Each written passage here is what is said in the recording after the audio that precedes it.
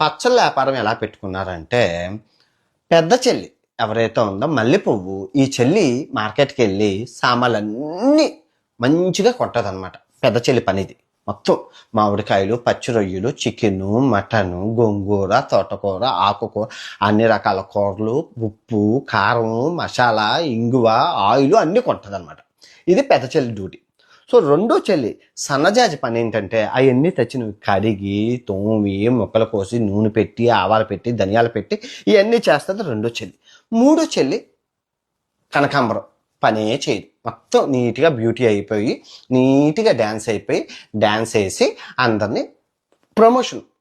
పెద్ద చెల్లి అందగత్తి, రెండో చెల్లి అప్సరస, మూడో చెల్లి ఇంకా హీరోయిన్. అంటే హీరోయిన్ క్వాలిటీ ఉంది మూడో చెల్లికి. ఆ చెల్లె ప్రమోషన్ చేస్తుంది, సామాన్లన్నీ అమ్ముతుంది. అంటే ముగ్గురు ఒక లెవెల్, ముగ్గురికి టాలెంట్ ఉంది.